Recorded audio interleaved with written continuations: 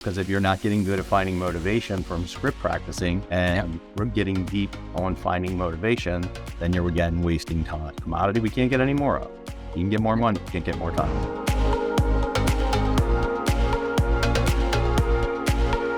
Welcome back to Unstoppable Agents. This is the show that real estate agents come to build their business, build their wealth, and build a life of impact and significance.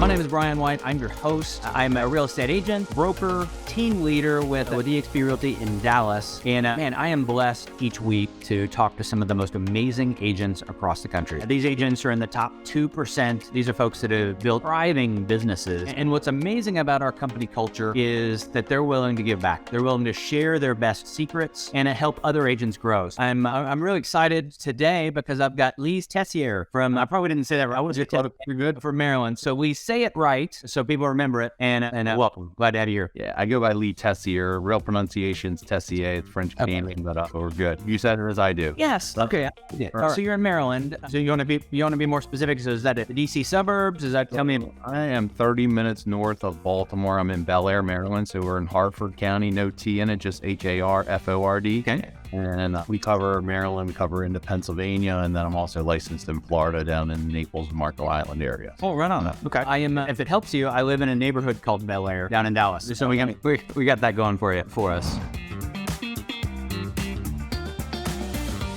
Just tell me your story. How'd you get what got you started in this crazy business? Tell me about that. Yeah. So I got licensed in December of 2005. So I was in the car business since I was a kid. Started buying investment properties 2001 and 2. We ended up flipping one of them in 2005. Turned the rental property into a rehab. It was a $30,000 property I bought in Baltimore City down by the stadium. Put about 70 into it, and they were selling for about 250 in the height of the market back in 2005. So I had a partner in it. I had 6 months of reserves and said, all right, I'm getting out of the car business. I'm getting into real estate, and I started flipping a couple houses. Had a partner that went down the wrong hole, and I started selling. So I ended up selling 36 homes my first year, 46 the second year, and then 79, 92, 148, 204, and then just kept climbing. We were hovering in the 400s, anywhere between 425 to 476 for the last 5 years. So we sold about 4,500 homes now since 2006. Started with Remax. I was with Remax for 6.5 years. We were ranked 39 in the country. We left them, went to KW for 5 years. We were hovering between 19 and 25 in the country then. Went independent for 3 years. So I was independent, and Shelly Johnson, that's a good friend. I sold her dad's house here in Maryland. She was originally from Maryland, moved to Lake Norman, North Carolina, and she kept calling me for 2 years saying, you need to look at eXp. And needless to say, I'm here because of her after a little over 2 years of phone calls, and been with eXp for about 2.5 years now. That's awesome. So if you think about each move, and you don't have to break them down one by one, but what caused you to make a move? You were successful at Remax, so what caused you to make that next move? Then you went independent. So for a successful business owner, what was the driver? Main move from Remax was because of caps. My broker wouldn't cap it, and I was spending over $100,000 a year. I'm like, I need to cap this. Yeah, my team was growing. So KW had a better team model at the time, so I went to KW. We had started a mega agent office, and I'm trying to think, we were hovering I think we only had 7 or 8 agents. Then we grew to about 13, 14 agents, somewhere in that range. And then we really wanted to go independent. I went independent, and then we've stayed in the same office space. We've had the same office space for about 10 years independently. Independent office, I should say. It started out as a mega office, but it was always because of caps more than anything else. But then I went independent, figuring, hey, great, I'll be able to keep everything in-house, which was really good. And we had no issues. Probably had some of our best years. And then the collaboration with eXp was one of the big things that made me move. I had some really good friends in the area. We worked at some brokerages the same over the years, and we couldn't make it work for them to join my team, but we said, hey, how can we work together? So eXp gave us an opportunity to all collectively work together. So I made some really good friends. Actually, I had a phone call with one of them earlier today, just checking in, giving them like, hey, here's some of the stuff that we're using right now to get through the differences in the market, because database is one of the most important things. If you're not following up on your database, stop worrying about all the new leads. Go back to the ones you already have. Go back to those people people that bought and sold houses with you, and referrals are always the best source. For a variety of reasons, right? So they're the most profitable. They're the ones you've already got, but they're also, you already worked with someone just like them. You probably enjoy, if they're still in your database, then you probably enjoyed working with them. So you're going to enjoy it again. Or it's going to be like a pleasing life, a joyful life, not just cashing paychecks, but actually living that's a life well lived, to win all the way around. So what I heard there, and this is fascinating, and I guess it might be the answer. So you bounced from time to time for financial reasons. That's why people make business changes.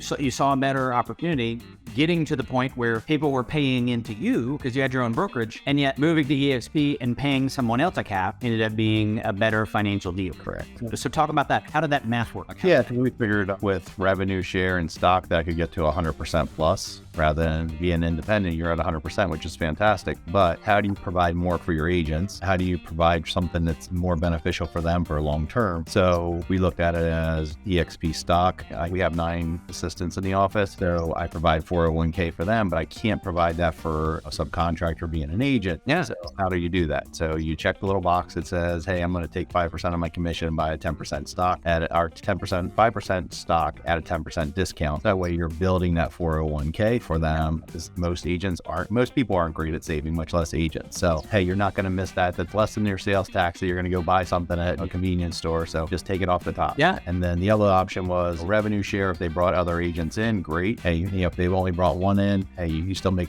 a few grand a year versus, hey, when you get one new person comes in your line, now all of a sudden you get $400 in stock once they do a transaction. That's pretty good too. Yep. So it's all the way around versus other places where they'll buy you lunch, maybe give you a high five or something, but not much more than that. It's just fascinating the way our model's been built to incentivize everyone, including broker owners, to come and not only is there a different way to earn 100% plus, but there's also a different a way to scale beyond what you were able to do before on your own, right? So you need access to a lot more people and a lot more tools. Yep. We were going to extend into PA into Pennsylvania, and then we were jumping through all the hoops as independent brokerage, and it was just at a point where like every time we turn around it was something, I'm like, you know what, just forget it. So we went to eXp. I was like, all right, we're under the same brokerage now. We just get our license because reciprocal state, and then my agents can sell up there, and just makes it a whole heck of a lot easier. Same thing with Pennsylvania. You can be licensed in multiple states and still be under the same one cap, which is fantastic. So we're one broker. I'm sorry, I got you off. We're one brokerage nationally, right? So you can you can go do business in all 50 states, and now even we've expanded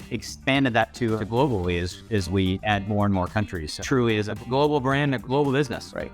And I think that just technology is a whole thing. COVID hit and people learned how to work from home and are using everything virtual platforms and Zoom and Google Meet, all these type things, Microsoft Teams. So all of a sudden the eXp world was pretty friendly because, hey, we're used to working virtually. So education wise, and then getting all of the broker, because I know a couple of agents that I had that moved over to eXp that said, hey, I'm used to having my broker right down the hallway. In most cases, I could get to them right away, if not within an hour or two. So I was worried about how fast I could reach a broker. And once they moved in, they're like, holy crap, I get a hold of the broker so much faster now because there's 4 of them, first of all, and they're pretty much on demand waiting. And one of the things, so I talked to my broker this morning on a question. And one of the things that more tenured agents will say a lot of times is, I don't need a broker, or I don't need access to that.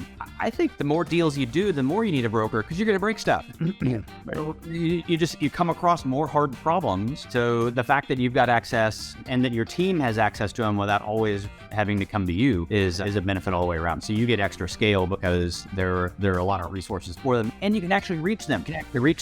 And then collaborations, there's 5 of us that are really good friends, all locally, that are all at eXp now. So a lot of time we have a joint text between the group of 5 of us. And we're like, hey, has anybody had this scenario before? And it's something usually somewhat unique because we've had a bunch of transactions. And then everybody, like within 5 minutes, pretty much everybody's responded, or they have their answer. That's the whole thing of collaboration within your peers, which is huge. Yeah, that's good. So you got up to, I think you said 475 units this year. Where does your business come from? Yeah, 62% repeat and referral. And then the rest we do a lot of advertising too. So radio and TV, we have Zillow, different platform, PPC, and we used Boomtown for years. We switched over to Sierra Interactive. So just using things that work. But the biggest thing is just going back to your database. We created an MVP program around our database, rewarding referrals. So if we have somebody that refers us business, we make sure that, hey, they're referring us a person, we talk to them. It doesn't have to transact. We reward them for that. We give them, our first one is a nice Yeti that's branded. The second referral that they send us is a Cutco sandwich spreader. And the third one is a cross grain, really nice cutting board that's all engraved. And then they get then they get the invite at the end of the year for our chef's dinner. So Wow. we referral. So you're rewarding, they want to be part of this club. And then we do a monthly email that goes out. We do a monthly giveaway. So there's constant engagement with it. 700 to 800 clients out of the 4,500 clients that have transacted. So they come to our regular events. Our Thanksgiving pie event, we have about 750 people come to. That's maxed out. We've gotten as many as 1,000 people through the door pre-COVID. It's just a great time, open bar, light food. And our clients, the feedback's been like, wow, I wish I would have had a guy, his wife had passed. And he said, thank you guys so much for doing this. He's in his late 70s. And he's like, I don't have a lot of things I go to, and I look forward to this so much. And he says, I feel like I'm part of your family. And he said, I wish I would have bought with you 30 years ago, because I would have been dealing with you for all these years. And I bought and sold a lot of houses. Hey, we're here whenever you're ready. Doesn't matter. And he's referred us a lot of business since then too. But it's always taking care of those clients and make them feel very special, make them feel like they belong to a part of a club. And it's that interaction. Most of us do that because we're social creatures, right? We're in real estate because we like people. So it's like, you've got to be there in front of them. You've got to make them feel special. You get 700, 800 people in a room, or you have to make your rounds and make sure your agents are too. People feel special. But it's a great event. Well, and I think so many people will say, well, I don't have the money to 700 people. I don't have the money to throw that kind of party, or 50 people. I don't know. Well, but we do have the money to go spend a lot of money on advertising, or on people we don't know, not rewarding and pouring into the people that we do, but chasing the folks that we don't. Building relationships, pouring in and loving on the people we already know is that your highest return. Allocating the funds. And then also we use a lot of vendors, right? We have title, we have mortgage, we have home inspector, we have contractors, painters, carpet, all these people, they want to do some sponsorships. You're selling a $500 to $1,000 or $2,500 sponsorship to these, because our parties are $25,000 to $30,000. Yeah. You can get most of it all set, and you're allowed legally to get all of it all set. Yeah. It doesn't have to be a cost to you. So it's just a matter of being strategic with that. And depending on the size of the party and depending on what you're doing, you can even pay yourself for the use of your home as an event center to even get paid one extra time. So you can really make the thing work. Now, I'm betting that you're not packing 700-800 people into your place. No, but we don't keep events at my house though. So for tax purposes is a great thing. It is a lot of fun. So that's awesome. So I talked a little bit about the expense there, but I'd love to know if your relative profitability for that piece of business and the repeat and referral versus what you spend on advertising. Yeah, I don't have exact statistics on the repeat referral, but it being such a high percentage of our business, your net profit, and especially as you scale when you get above 4 million GCI, usually just looking at something that just came back from coaching or leadership company, and it was above 4%. A lot of time we're seeing like 20% net profit, but I would say probably a good 60 to 70% of that is database, because database is less expensive, but we still have to market our listings. We still have to have our social media. We have to have our client events. You're doing all these things as a branding base, especially during these tough times. Like, you've got to stay out in front, because so many people cut so many things back when it's slower. Sales are down 30% in our market. All right, you need to adjust, but you also can't cut your marketing back to next to nothing. You're going to lose out on more than it would cost you. So it's staying, and then repetition of being different, be in front of your database, make sure you're giving good information, give market updates, talk about what's happening. Social media, it doesn't cost you anything to pick up the phone or just do a video on your phone and just talk about what's happening in the market. People want to know. I just came back I had a party this weekend for my friend of mine's daughter's baby shower, and it was just like it was like a 100-person party. But we were talking about just the real estate market, and people were like, wow, is that crazy? This stuff's selling 10% over market right now, and they're cash offers, and they're coming in as is, and they're waiving appraisals, and yeah, that's our market right now. And they said, I remember hearing it was like that way a year or so ago. I said, yeah, and then November and December, people weren't buying, and everything we were telling them date the rate and marry the house, and people weren't doing it. Not a lot of people were doing it, but the ones that did actually got some decent buys. If they needed closing help, or you're getting a little bit of a discount, or maybe it was selling at list price and not 10% over. Just but people follow the herd. Yep, it's the bad thing. And now we're seeing lenders. We're seeing lenders that are doing free refis for 2 years, or they're doing these sorts of things back to date the rate. Perfect. We know rates are going to be different, probably lower within the next 2 year frame. Well, then great. So let's just go ahead and make the move you're making. But I think your point there was you're just hanging out. You're just at a baby shower, right?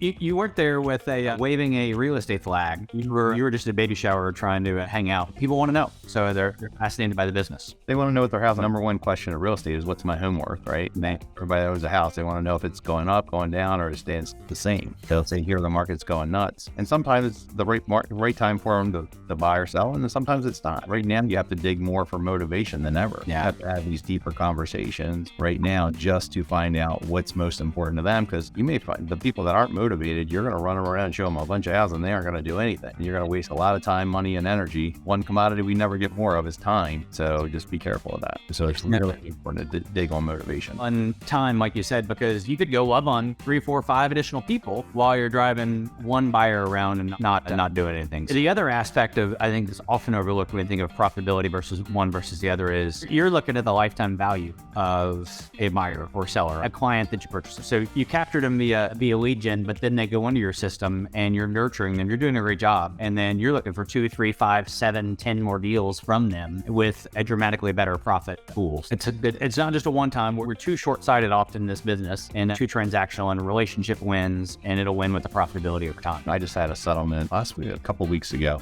and that client since 2009 has done 11 transactions with me. Yeah. Got him personally, not like buying and selling, and mainly primary residences because they moved to, they are moving to Delaware for kids, and you get a referral from that. And then they downsized to a smaller house. They bought a condo. Now they built a bigger house, new construction, and then selling the condo. But I counted 11 transactions since 2009. Man, I didn't follow up with that person. Totally. And I have another one that just settled. We settled on his house that he's selling. He came in as an internet lead. His name was Dick Tracy. I was like, all right, is Winnie the Pooh your cousin? I was like, is that real lead? And he's probably done 15 transactions with me between him and his family, and he's probably referred us a good 10 besides that. And they're bigger transactions. Like our average price point in our market's $350. He just sold a $750, or he just bought a $750 and just sold a $650. His first transaction was $850. You just stay in contact with these people. Amazing what comes out of it. That's awesome. So for agents in this market, new agents, old agents, the market's shifting. What 3 steps are you giving agents right now? Practice. Scripts are so important. Knowing what to say, how to say, when to say it. Tonality. Body language is 55%, 38% is tonality. So what are they saying? How are they saying? All those things are so important. The words are important, but not as important the rest of it. So you just have to know what to say. We do role play 3 days a week with our agents every week. So I'd say role play is so big. And then find out what they're seeing in the market each week. So are you doing a sales meeting with them? Are you finding out what they're seeing particular each week so you can help them counteract it? Hey, how are they handling objections? How are they handling somebody that's not rating an offer? Or how are they coaching up? Setting expectations would be the second thing, setting expectations in the market. Let people know what's going to happen. Hey, it's a really competitive market out there. Most stuff selling in our market, it's selling minimum list price to as much as 10% over. I just want you to know what you're competing with. You're not getting closing help. You're not getting this. You're more likely, if you get a home inspection, you're like, we want you to get one, but you're going to have to do it for informational purposes only with the rate to terminate. So we're setting great expectations in the beginning. And then third thing I would say is time management more than anything else. If you don't control your calendar, people are going to control you. Good. Are you doing dollar productive activities? Because we can all be busy, but are you making money? Like you still have to you have food to put on the table, shelter, you got to pay for your mortgage. You're going to have needs of just taking care of yourself. So no matter what, you need closings. And coming back to how do you manage your time so you don't have the time suck vampires that just suck it all out of you. You don't make any money, because if you're not getting good at finding motivation from script practicing and we're getting deep on finding motivation, then you're again wasting time. Commodity we can't get any more of. You can get more money, you can't get more time. So I would say there's things that dig deep enough into each one, or you need a little bit more. That's great. I think about script practice, and it's just you're practicing on someone. So you can either practice on someone in the office, or you're practicing on the prospect. You're going on the listing appointment and you're practicing on them, and hope it goes well, because otherwise you can practice on the next one rather than landing it. So we're much better off preparing ahead of time. You don't see, and baseball, they take batting practice. They don't show up for the big game and then hope it goes well. They take hours and hours of batting practice. And I think so often we as agents are just, hey, we'll wing it. We're talkers versus knowing exactly what to say.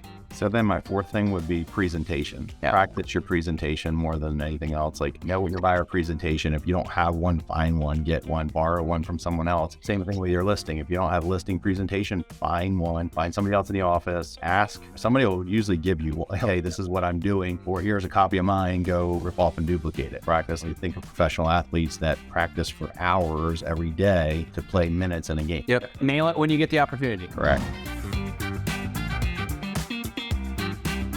You've been amazing. Thank you for spending a few minutes with me.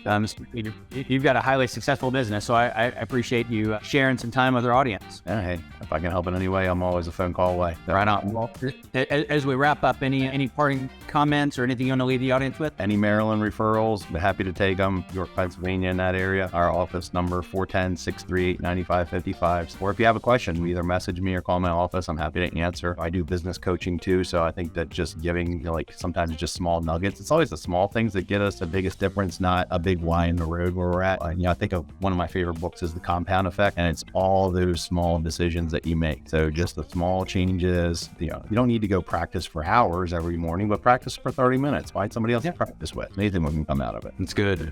It's got compound effect is great. So Lee, we'll include your contact info and your socials in the description so people can find you. And thanks so much. All right. Thank you. Take care. Bye.